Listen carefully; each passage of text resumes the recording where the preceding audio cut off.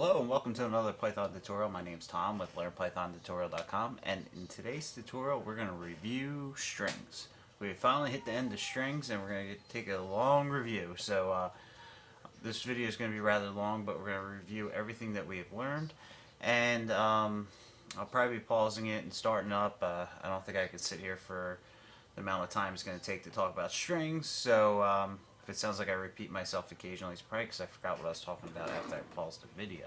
So, let's get started. How do we create a string? Well, we have three ways to create a string. We use single quotes, double quotes, or triple quotes. So let's do a single quote. This is a string, and this is our string object. Hit return, and that is our string object. Notice the single quotes created a string object. This is the same thing with double quotes. This is a string. Create a string with double quotes. Now, Python's always going to return it to us with single quotes. And that's just the way it's set up. So just take notice of that. We use double quotes, which return to us in single quotes. We also do triple quotes. So we'll do triple single quotes and say this is our string. And then if I hit return, watch what happens. We get the dot dot dot. This is our string in Python.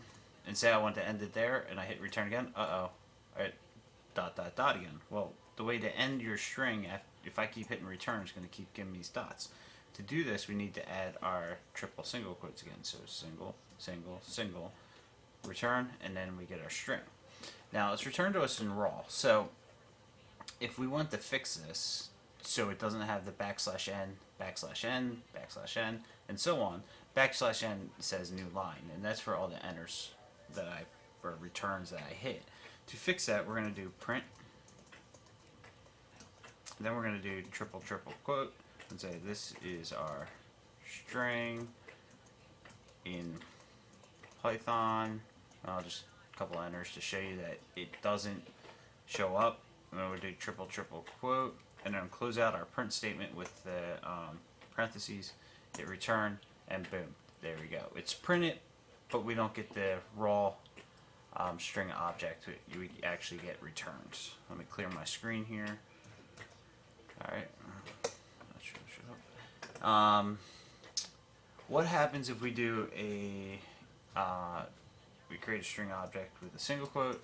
This is our string, but we end it with a double quote, hit return. We're going to get a syntax error, basically saying, hey, you can only start with a single and end with a single. You can't start with a double, or start with a single and end with a double.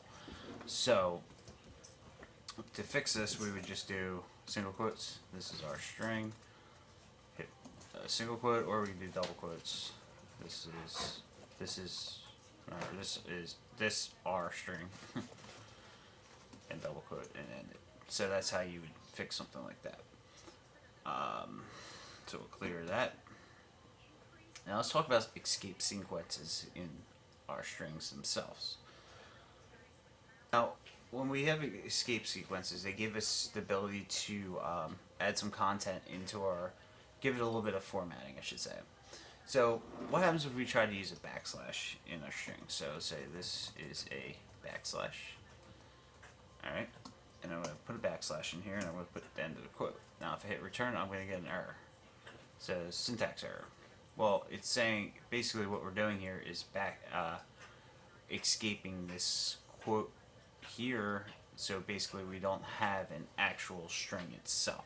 So how would I add a backslash into my string itself?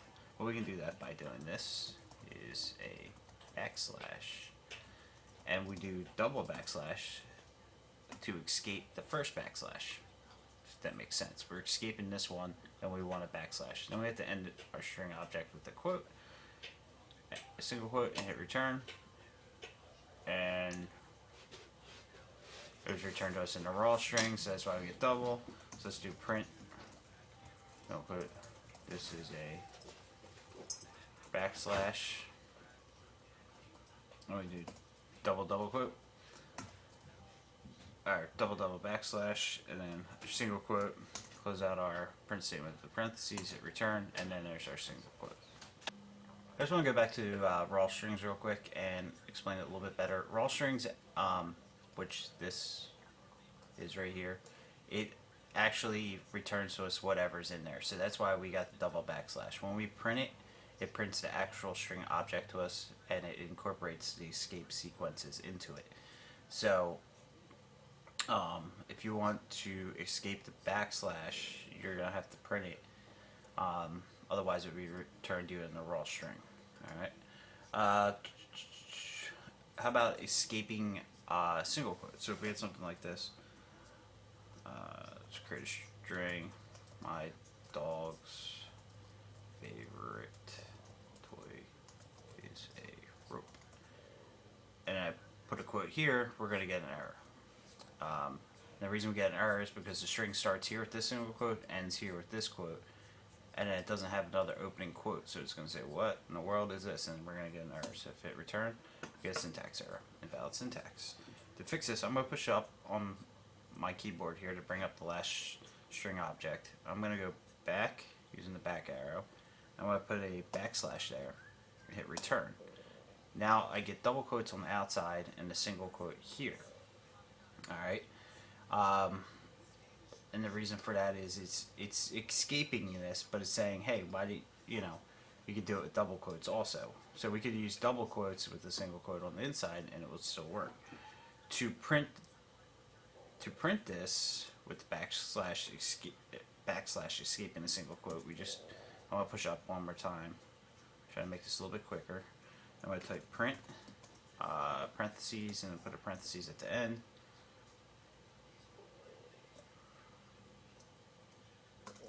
Hit return, and there we go. We get it printed out to us, not in a raw string format, and you can see it's actually escaped here. Alright, we'll return a single quote. I'm going to clear my screen. And the same thing works for double quote. So if we did double quote, my dog's, well, it would have to be a quote, like a famous quote. I don't know a famous quote, so let's just say I'm going to quote myself here. Alright, so if I did quote, I'm learning Python, and then a quote, and then another quote, hit return, I'm going to get invalid syntax. Alright, what's going on there? Well, the string ends here, and then another single quoted string starts here, but it can't find a single quote, and then a double quote string starts and ends there. So how do we do this? Well, we can escape it. So you backslash, double quote, I'm learning Python, and then backslash the double quote again, and then the double quote. Hit return, and as you can see, it actually returns to us single quotes again, because now it's saying, hey, you could have went single quote, double quote. So basically, it's just a raw string returned to us like that. So if I push the up arrow and I do a print statement, print.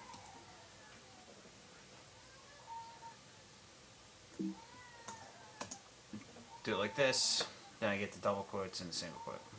Alright. We could also do a backspace in a string using an escape sequence. We can do that by doing like, we can do create a string, you do 1, 2, 3, 4, and then we're going to want to take out the 4, so we'll do backslash B, then we'll do 5, 6, 7, 8. Then we'll create a string, hit return, and as you see, we're returning to raw string here, and basically this says we're going to take out the 4. So to prove this, we do print and do 1, 2, 3. Oops, gotta make a string. 1, 2, 3, 4 backslash B 5, 6, 7, 8. Close out a string, close out our print statement, hit return, and you can see we get 1, 2, 3, and 4 is removed. 5, 6, 7, 8. So that's how we backslash something out. What else we can do? We do a horizontal tab. We can do that by doing, I'm just going to put this one in a print statement, because otherwise we're just going to return something like this. It's a little different though. So we'll do, this is a string that is, and we'll do backslash T, and that's how we do it, horizontal tab, and I'll do tabbed, close out our string, close out our print statement, hit return, and as you see, it's horizontally tabbed to the right. The distance here is the tab, so that's how you horizontally tab. How about vertically tab? We can do print, and I'll do this is a string that is, it's backslash V, and then we're going to do vertical. Close out our string, close out our print statement, hit return, and now we got it vertically tabbed where it just drops it down one line. I'll clear my screen for you guys. How about find the length of a string?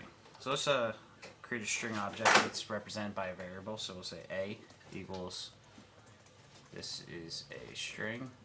Alright, hit return. We're going to do A, length, for what I was doing.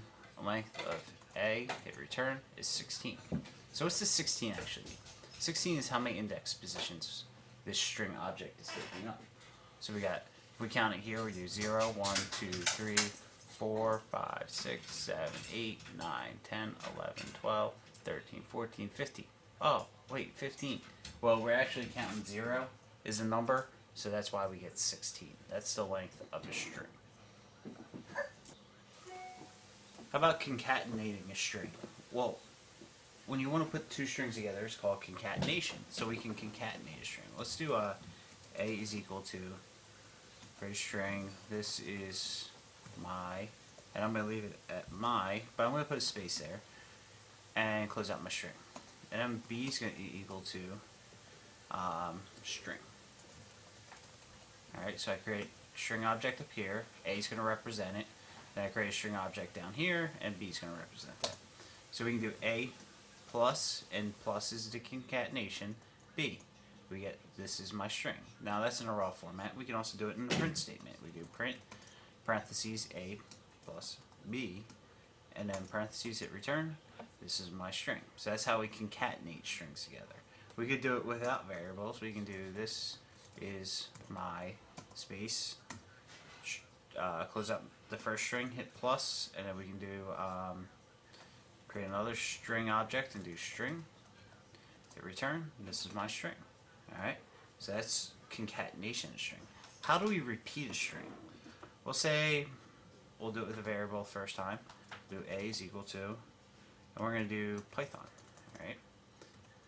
And then we hit return, so I create a string object here, it's represented by the letter A, and I'm going to do A times, which is the asterisk, times 5, hit return, I get Python, Python, Python, Python. Alright, we can also do it without using a variable. We can do Python, close out my string object, and then do multiply it with the asterisk by 10, hit return, and I get Python, Python, Python, Python, all the way across. Alright, so that's how we repeat a string. How about indexing? Indexing a string. So say we wanted to get the letter in a certain index position.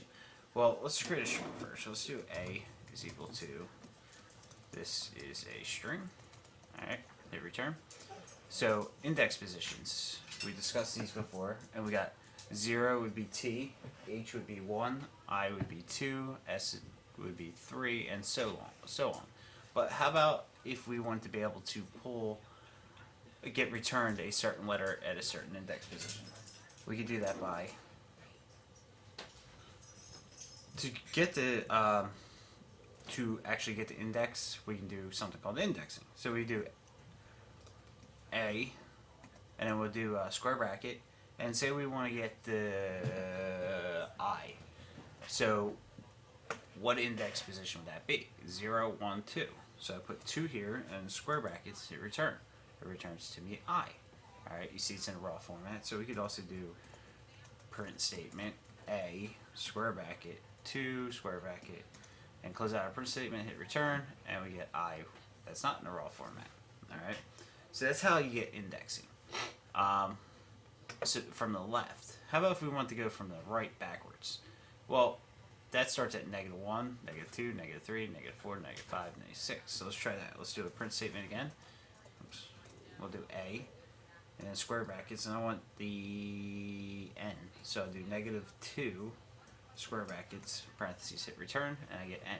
Just remember, if you're coming from the right, it doesn't start at 0, because you can't really have a negative 0, so it starts at -1. So the last character in the string object would be -1. Alright, so that's indexing, which is pretty straightforward.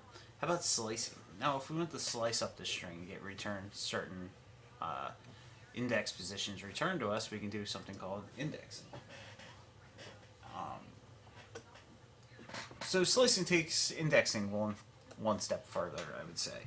So we can do something like a square bracket, and we want to get is. So we're going to do 0, 1. So we're going to do 1 colon, and then we're going to do, since we're getting is, it's going to be 0, 1, and then is, so that'd be 2, 3, and then we want it to stop at 4. I'll explain why at 4 in a second. Hit return. Oh, I screwed up. We got his. I want it is. This should be 2. A square bracket 2 colon 4 square bracket is. Alright, I miscounted there. So we want it to start at 2. So you always want to, your first number always starts with the character you want to take. So 2, second index position. So we got 0, 1, 2. We always start where we want to take the letter from.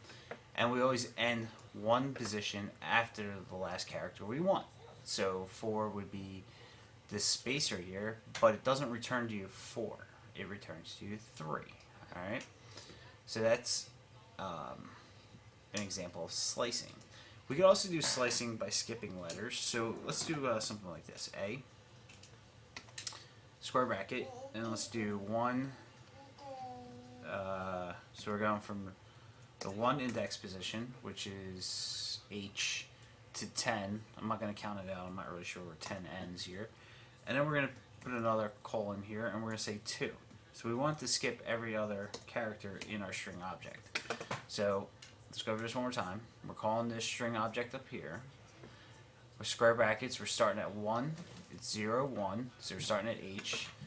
And let's figure out what 10 is for the heck of it. 0, 1, 2, 3, 4, 5, 6, 7, 8, 9, 10. So we're ending at this space right here. Or like I said, the ending point is always 1 before your actual indication. So 10 would be the space. And then we're going to skip every other letter using 2. Hit return. And we get HSI. So we get the first one returned to us. Then we skip I. Then we get S. Then we skip the space. Then we get I. Then we skip the S. And then we get the space again. If you notice, here's a space right here. Alright, so that's slicing while skipping.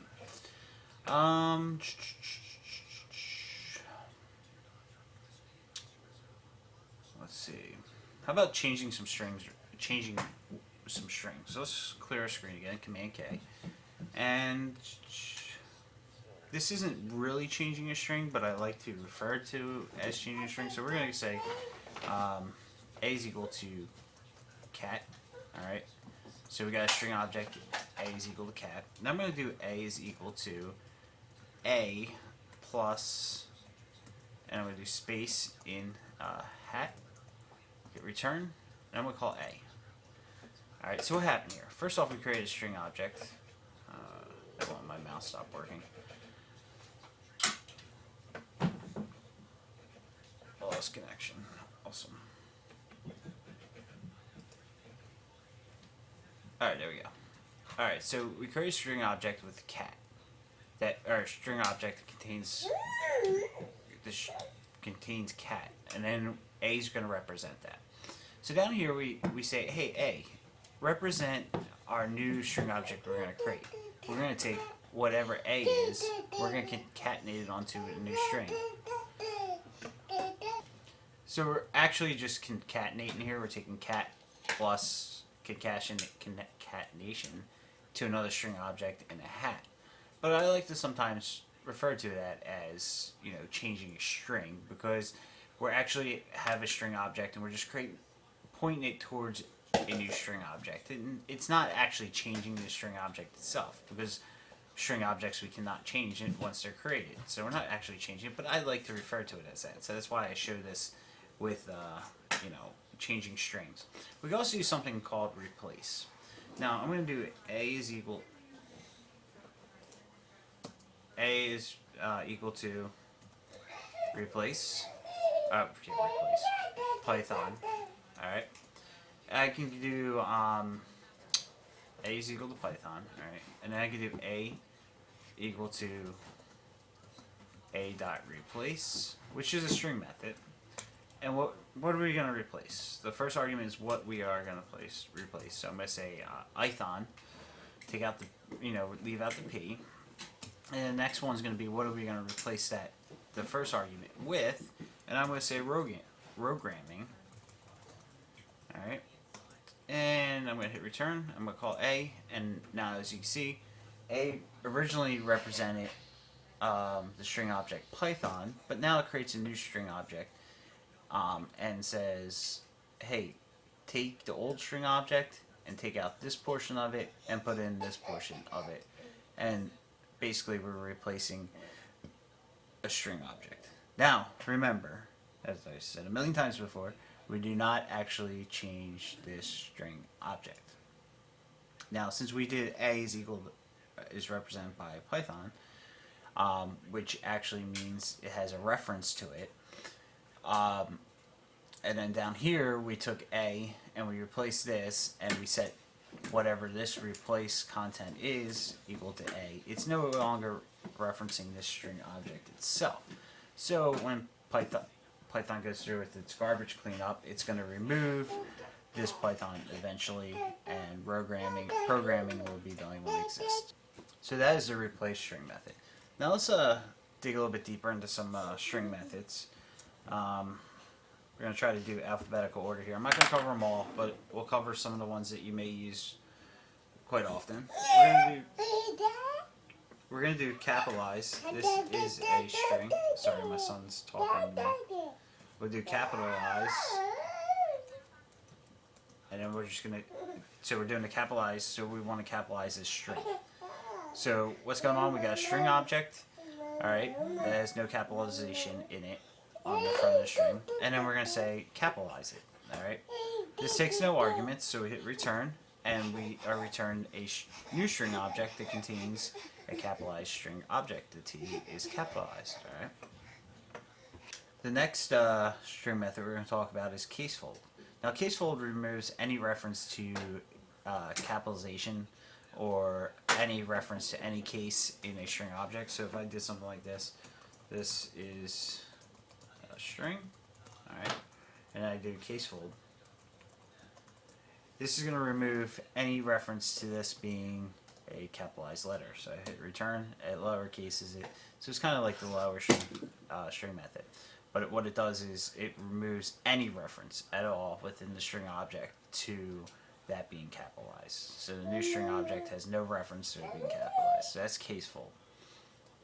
Alright, how about this center string method, which would center the string within a certain index positions, a certain amount of index positions. So we could do something like this. We could say center. So we're just saying our string's just going to say center. We can do center string method, and then we can do the first argument is going to be how many index positions we want our new string object to have. So I'm going to say 30, and we'll leave it at 30 for a second here. I'm going to hit return, and we get it centered within the string object that's 30 index positions long. So if I was to count each index position, I would have 30. So if I went through and counted them all, I would have 30 from this quote to this quote. Alright. So that's what that does. And if we don't provide a second argument, it's always going to give us default white space. Alright. But we can always provide a second argument to center and a lot of our other positioning string methods like right just or left just, L just or R just. String methods, we can provide a second argument, which is our fill argument. What are we going to fill these blank spaces with? So in this example, I'm just going to do, it has to be in a string. I'm going to just do hyphen, so close out my string, and then close out my string method with the sorry, I can't pronounce that. Hit return, and anyway, here you go. So instead of white space, now we are filling it with hyphens. Alright, so this is still 30 long, and it's hyphened around our center. So that's the center string method. I'm going to clear my screen to give me some room here. Command K. There we go. So let's create another string object. It's going to be represented by A. Makes it a little bit easier if we do it this way. A is equal to, this is a string. Alright, so we create a new string object represented by A. Alright, now we're going to do the count. We're going to count how many times something occurs in a string object. So let's do A.count. So this is our string method, the count string method. We're going to say S. Alright, I'm going to hit return, and it says it happens 3 times. So we got an S here, an S here, and an S here. That's 3 times. 3 times that occurred in our string object. Now we have 2 other optional arguments we can give the count string method. We can do A count, and we'll do S again. And we're gonna, the first one's gonna be, where do we want the count to start searching our string object? What index position? So let's see. We're gonna skip this S. So we're gonna do 0, 1, 2, 3, and we're gonna say start at 4. Alright, I'm gonna hit return. We get 2. So it starts here, and we get 1, 2. Alright. How about we want to start at the beginning of the string object, but we want to omit this S. Alright. So I can do A.count. I'll do S again, and then I'll do 0 because I want to start at the first index position. And then I'm going to do, well, let's count it. 0, 1, 2, 3. Alright, so I guess. Sorry, I had to pause the video. My son started playing with this toy next to me. You guys would never heard me.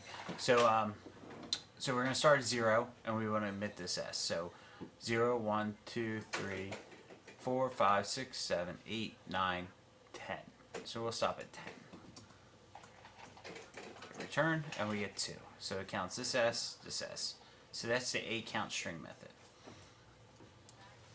So how about if we want to figure out if a string ends with a certain character or characters? We could use the ends with string method. So let's take a look at that. Let's do let's still use A up here, that's representing our string object, and we're going to say A dot ends with, and I'm going to say G. Alright, so it's got to be in a string format, and we're saying, hey, does this string object up here end with G? So I hit return, and I get true. How about A ends with, and I'm going to say ing. Hit return, and it's true, because it does end with ing. It's got to be in order, alright, but it does end with that. Now we can also do starting and ending index with this as 2 optional arguments. So let's take a look at that. A ends with, and we'll do R, and our starting index is going to be 0, and our ending index is going to be, where's R? R's right here. Let's see where it's at. 0, 1, 2, 3, 4, 5, 6, 7, 8, 9, 10, 11.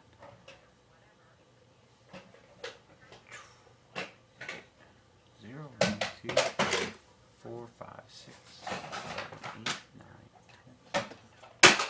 Let's see. I was going to do 12. Return. No, focus. So at the 12th index spot, we do not end with R.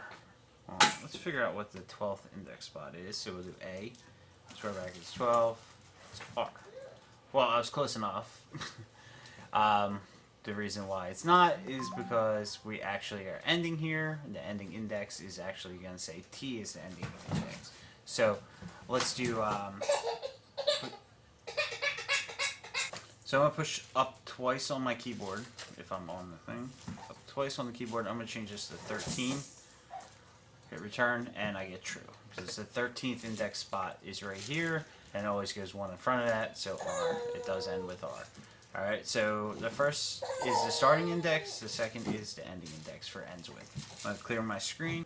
Okay, so let's take a look at the find string method. Now, the find string method will return to us the index position of an occurrence.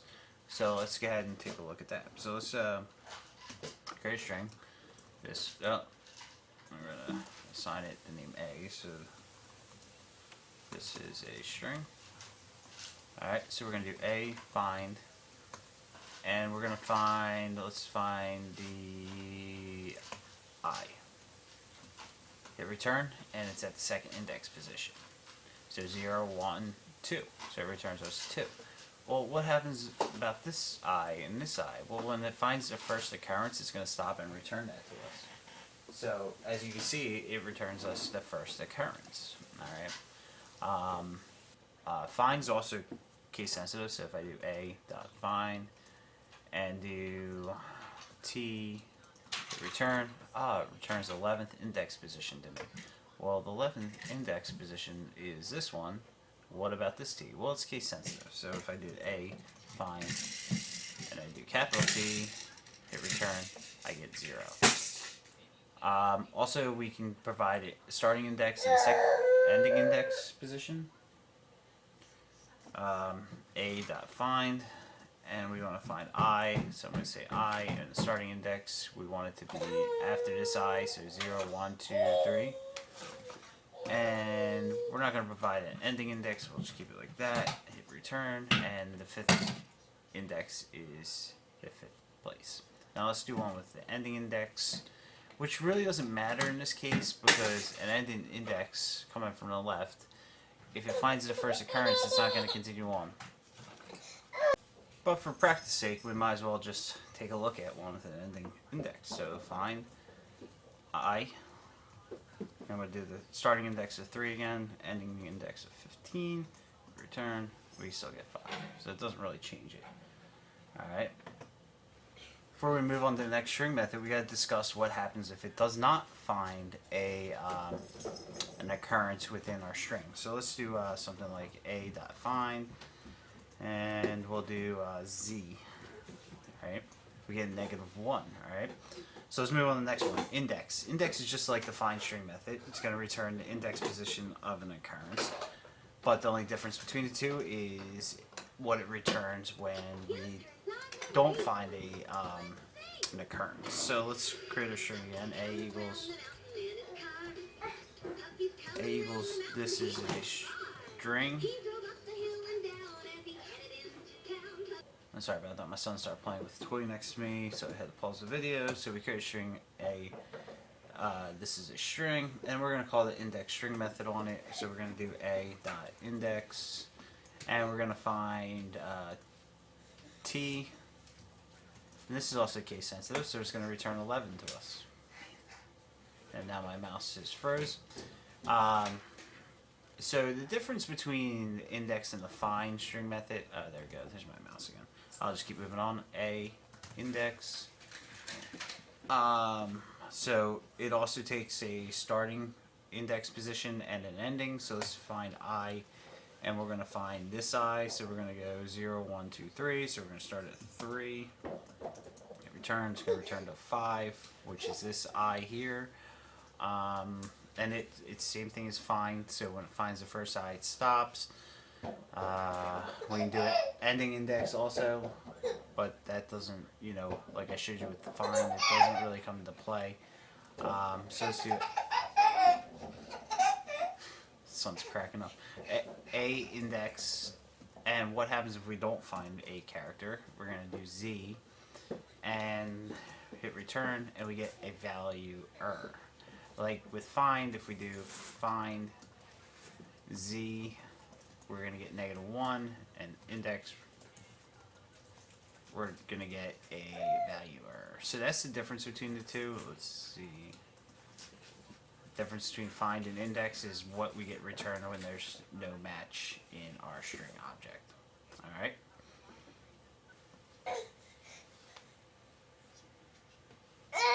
Alright, so the next one we're going to talk about is all num string method.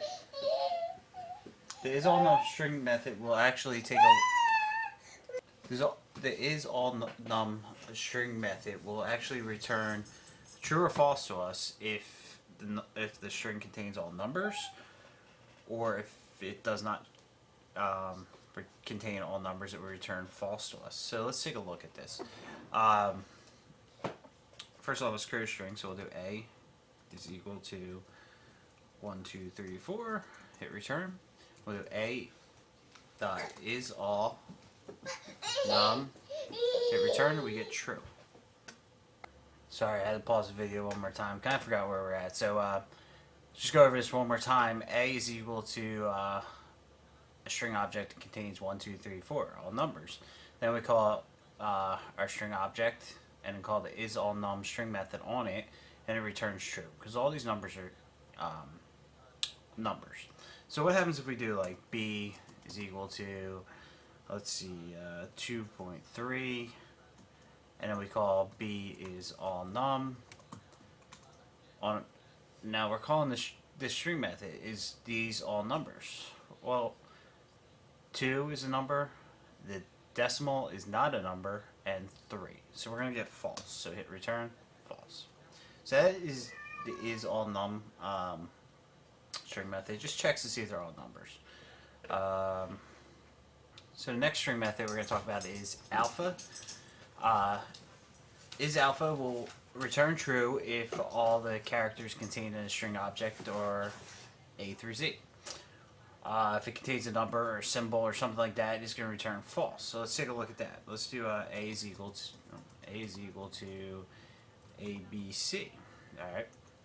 Then we're going to say A dot is alpha. Hit return, and we get true. Does not take an argument.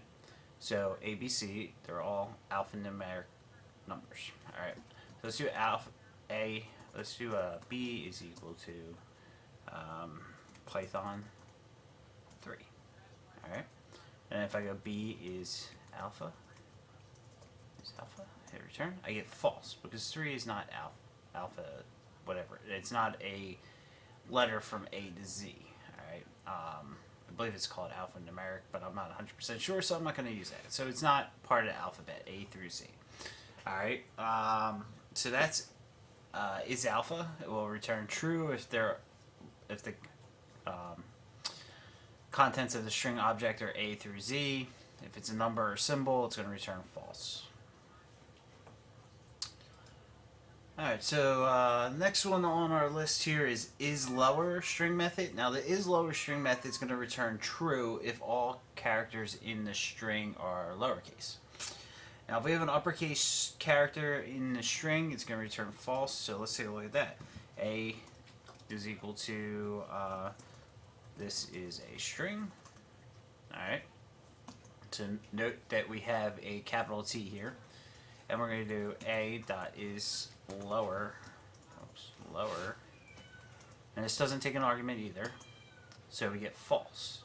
Is all characters in this string lowercase? No, they're not, because this T is uppercase. So what if we did B is equal to, this is a string.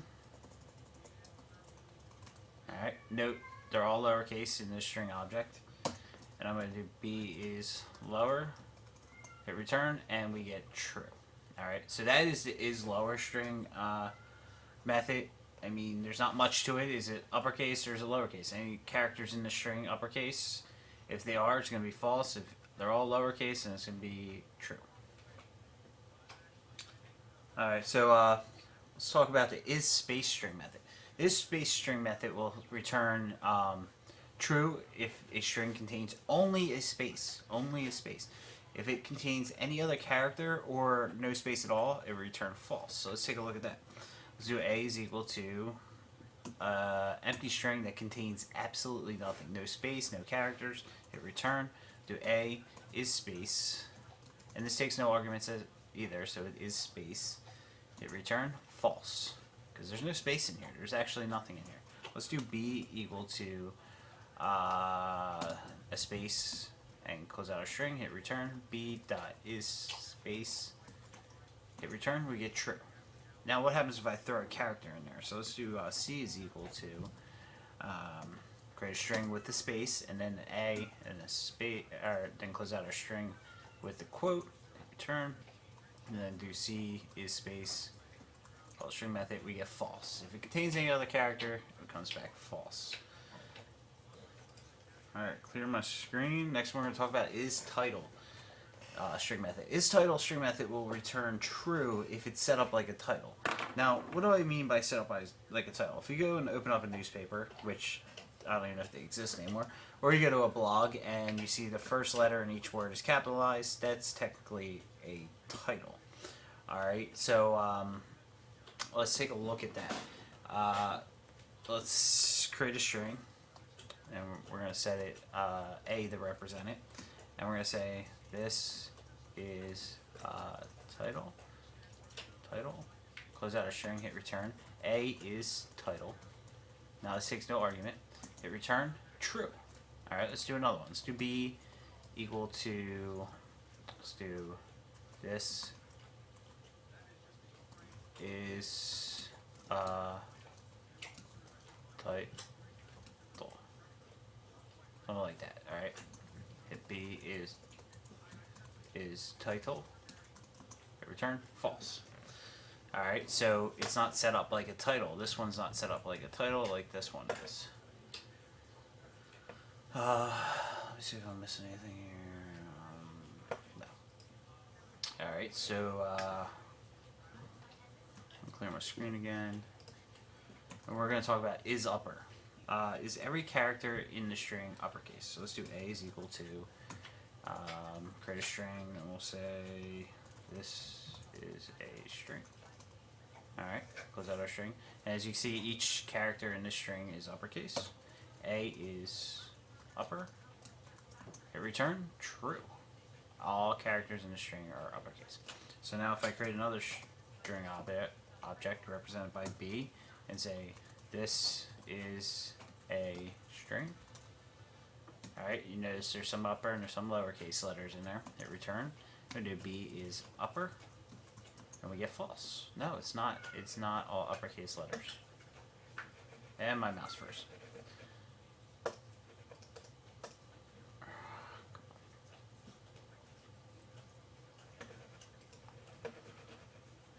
Sorry for that delay. Alright, so now let's talk about the join string method. It's basically concatenation.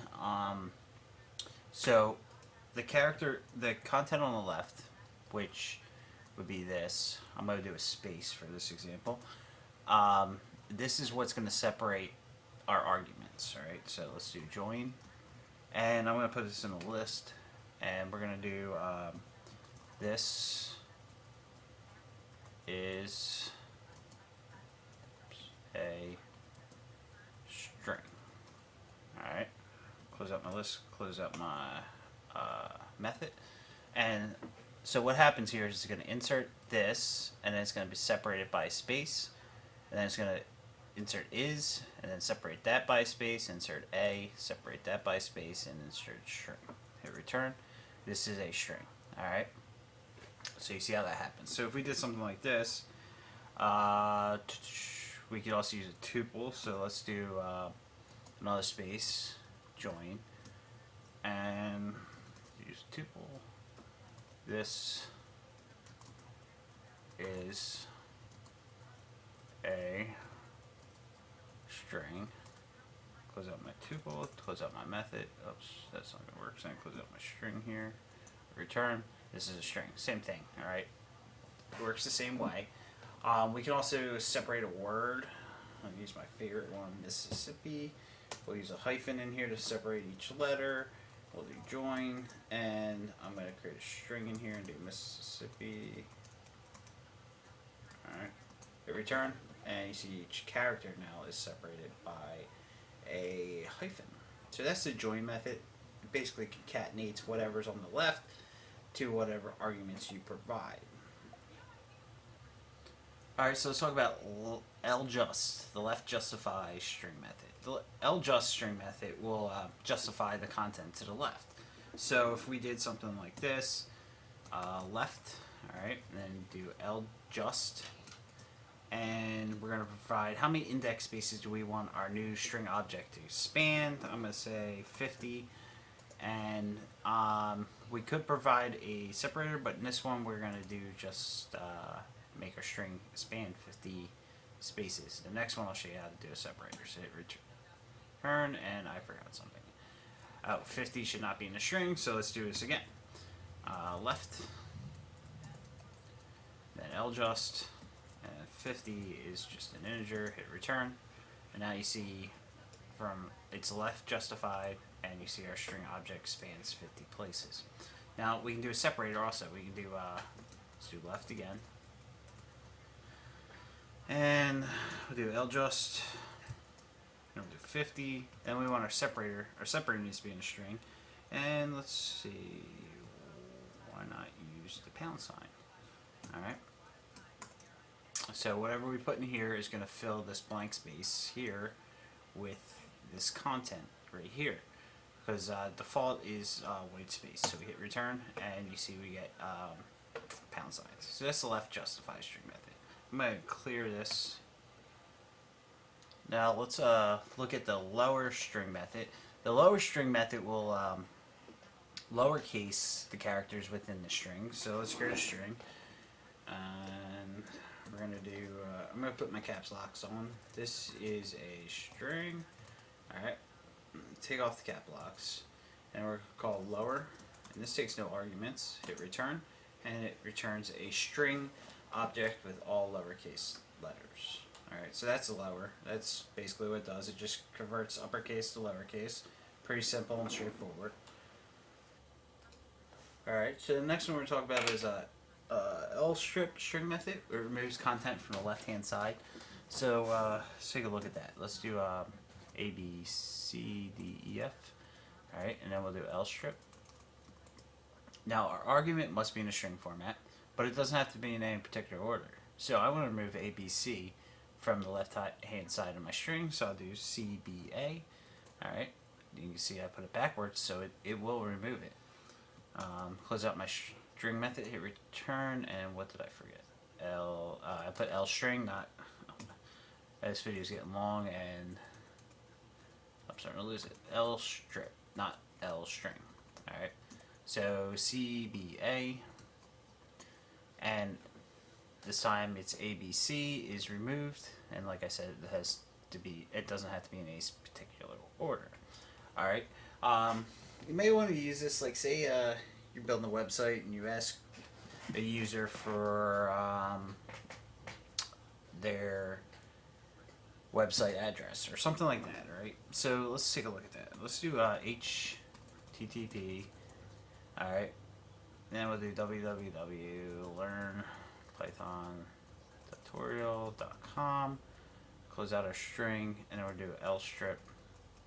Now we want to remove, let's see, we want to remove the HTTP, the colon, the 2 backslashes, or forward slashes, I'm sorry, and www. Alright, so how are we going to do that?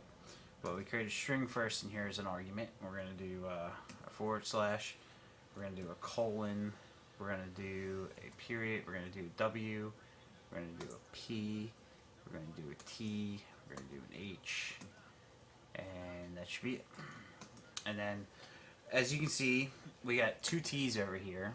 We only need to provide 1 T. We'll remove that. So hit return, and we're going to get learnpythontutorial.com because we want to remove this right here.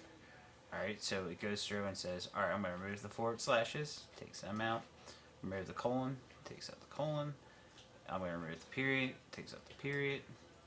I'm going to remove the W, I take out the W's.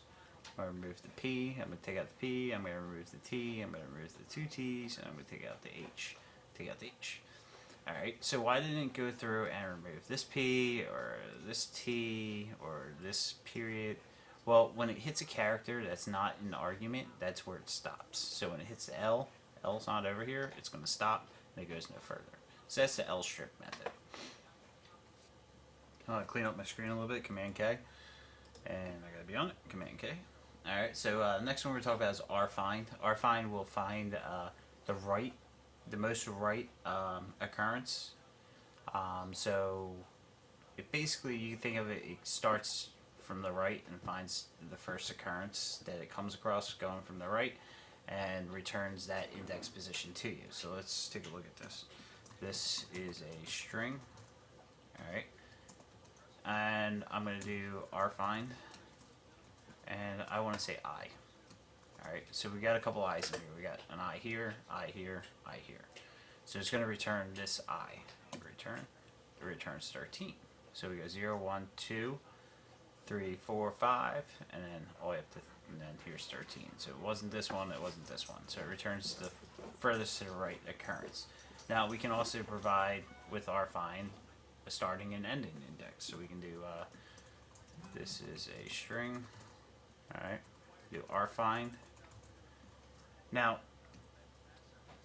like a couple of previous ones I said, you don't have to provide a ending point because it finds the first occurrence, like with regular find, not rfind, finds the first occurrence and returns that. But in this case, you would want to, if you wanted to go to a certain point or start at a certain point, that doesn't sound right.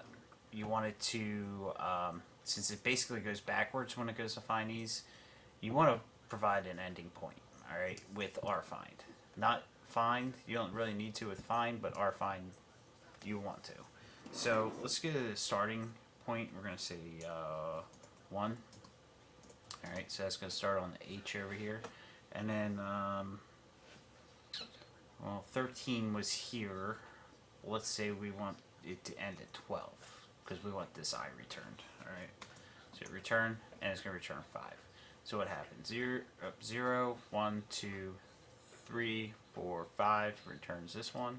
And we said ends at the 12th index. The 12th index is this one, so it's technically ending on T. Alright, so that's the rfind string method. Also, you can find more than one character. It doesn't have to be one character. Like, we could say, let me just bring this one back up, and I'm just going to put ing in here, and I'm going to remove our last two arguments, just for example's sake here, hit return, and we get 13. Why are we returning 13? Well, it returns the last occurrence in the string object, but the starting point of that occurrence. So the 13th index position is the starting point of the last occurrence of ing. Alright, so that's rfind. So the next one we're going to talk about is rindex, but to understand the difference between rindex and rfind is the same as find and index is what they return when they don't find something. So let's just bring up our last example one more time, and I'm going to remove ing and just put z, hit return. I get a -1 here. Alright, so rindex works the same way. So if I do this and do index, and we'll change this to I just for example's sake, hit return, we get 13. It's just like this one up here, we get 13 rfind and index. But now if I bring this one back up and I do z, hit return, we're going to get a value error. Now, I didn't mention this before, I don't remember, but if you're using rfind or rindex, if you get a, and you have this in your program, if you get a value error, most likely your program's going to crash. That's why -1 return would be better than a value error in my eyes. So think about that when you're writing programs. Rfind might be a better option than rindex. Okay, and also if you're wondering, when I push up, or when I bring up the previous example, I push up on my keyboard. I don't know if I've mentioned that, so I can bring up my previous examples by pushing up. Just a little thing with the terminal that you might have not known how to do. Alright, on to the next one.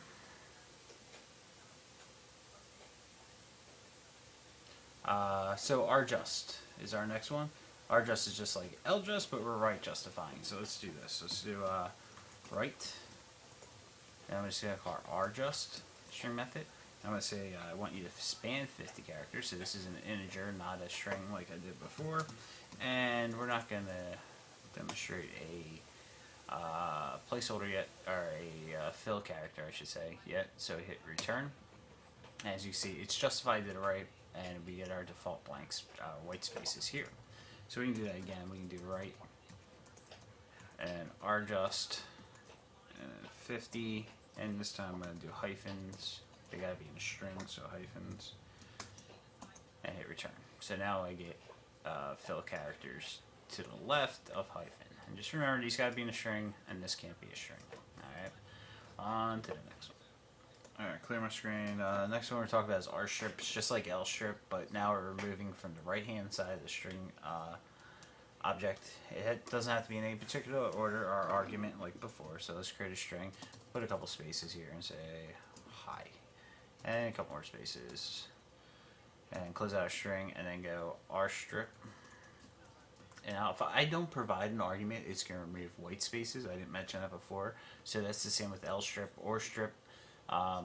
It will remove white spaces if we don't provide an argument. So if I hit return, you can see all these spaces here are removed, and now we just get high butted up to the right hand side.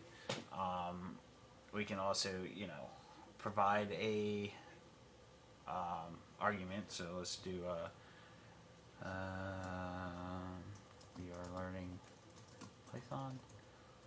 Alright, I'm going to do R strip, and remember they don't have to be in any particular order, so I'll just do TOHNYP. It is cap sensitive, so case sensitive I should say. Hit return, and we get we are learning, and that's taken out to the right hand side. It's hit the space, it left the space because we didn't put a space in here. So if I push up on my keyboard and I put a space in here, hit return, it's going to take out the space.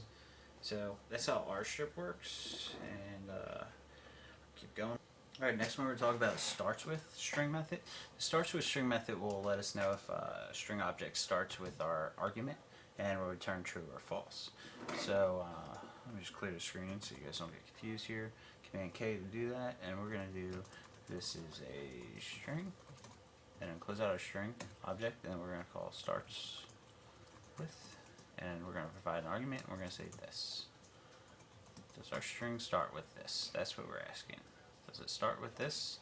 And we're going to return true. Alright, so that's our, that's what start with does. We can also do starting and ending point, so I'm just going to bring this one back up. I'm going to change my argument to is, and I'm going to provide a starting point, so comma, then my starting index position. So I'm going to do 0, 1, 2, 3, 4, 5, hit 5, hit return, returns true. We can do an ending point, so let's do,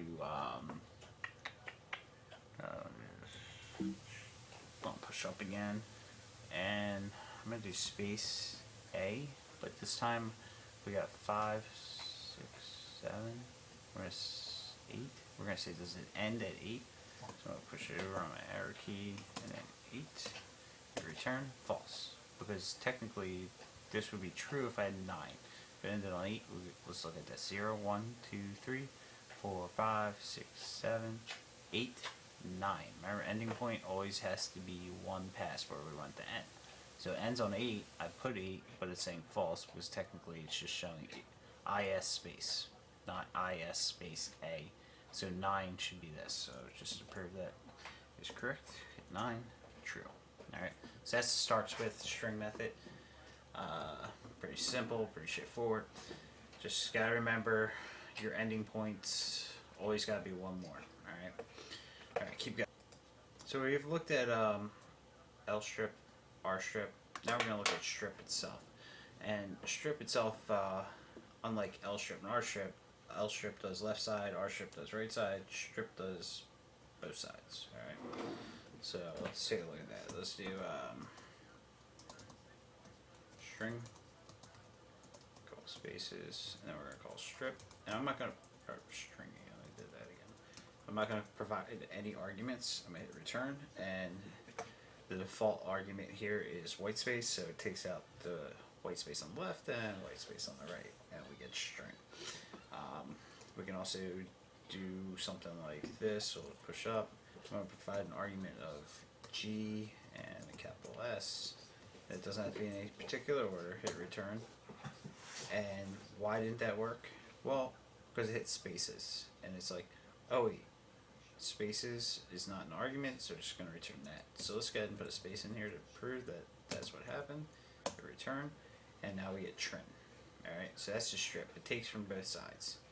And remember, if it hits a character, it's not an argument, it's going to stop. So it stops at that point.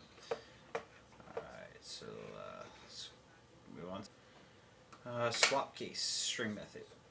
Swap case will take uppercase and make them lowercase, and lowercase and make them uppercase. So, go to my screen here and do, this is a string. Alright, and then I'm going to do swap case. It takes no arguments, and it made the uppercase letters lowercase. And the same thing would happen if I went. This is a string. Alright, and then do swap case. Hit return. This is a string. Very simple. And my mouse died again.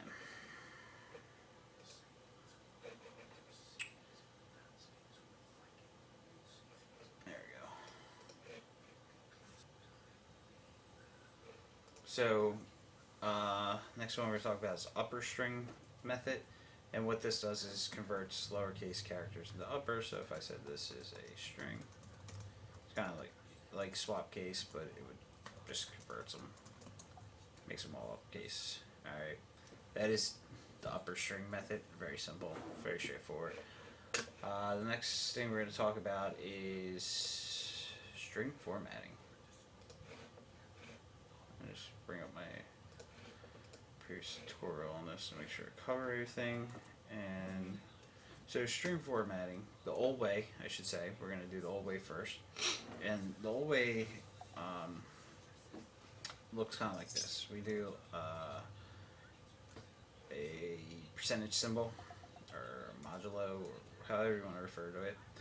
And then we provide what kind of content we want to add in. We're just going to focus on strings. There's other ways to do it, and we'll get into that later tutorials. But so the S stands for string, and then I'm going to do another modulo on the outside, which is an operator. And I'm going to provide my string and say hello world. Hit return, and you can see what happens here is it takes this and injects it into this placeholder here. Alright, so if I said something like, let's try this again. I'll do we are learning, and then I'm going to put a placeholder here, and then on this side I'm going to put my modulo, and I'm going to put Python 3. Alright, hit return. We are learning Python 3. So that's the old way of string formatting. Now it's important to know that it does have its limitations, and this is not the preferred method anymore. And Python for the last couple of years has been saying they're going to remove it, but I believe the reason they haven't removed it is because so many programs are built using this method. Now, that doesn't mean you go build your programs using this method. I highly recommend that you use the format string method, which we're going to look at in a couple seconds here. That is the way to go, and the preferred method these days. And it has a lot more options. There's a lot more you can do with it. So I refer to this like in future tutorials as the old method, and now we'll take a look at the new method, the string formatting.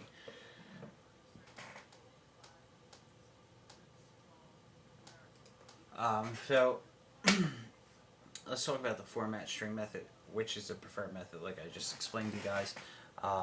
Instead of using a modulo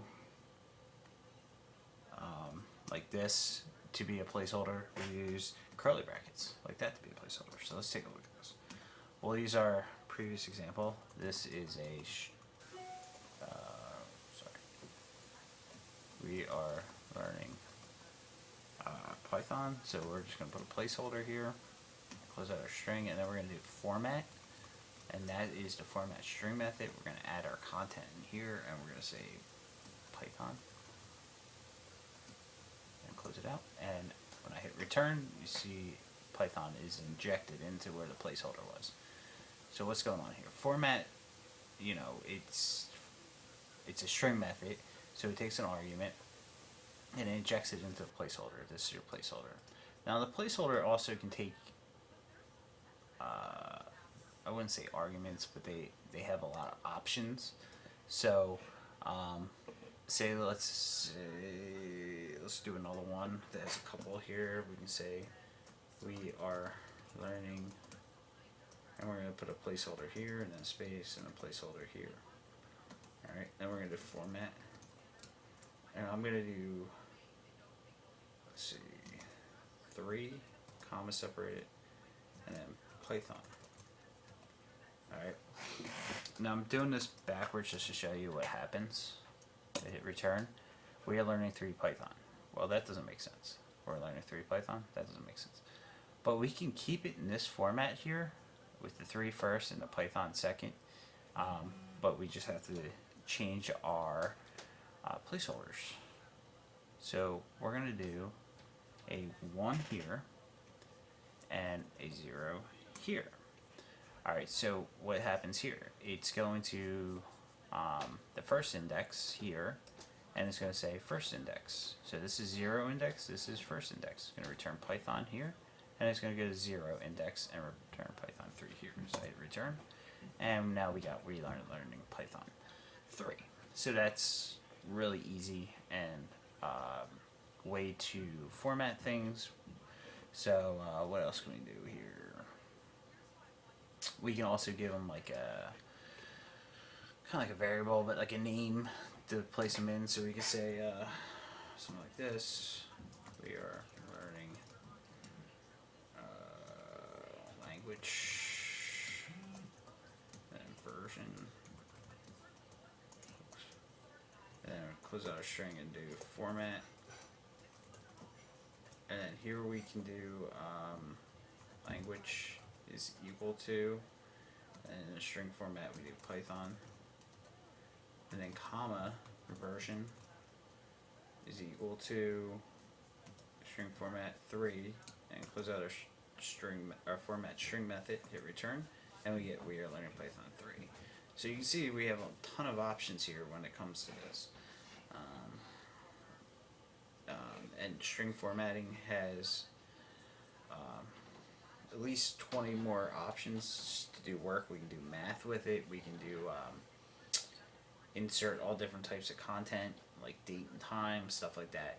If you want to see them, take a look at our previous tutorial on advanced string methods. It's a pretty good tutorial and explains that, so take a look at that. So I hope you enjoyed our review on Python strings, which basically we covered everything you need to know about Python strings in an hour and 8 minutes. If you have any questions, please leave a comment on YouTube or on our website, learnpythontutorial.com. And don't forget to subscribe, and don't forget to like the video. And help us promote these videos. I mean, we're doing them for free.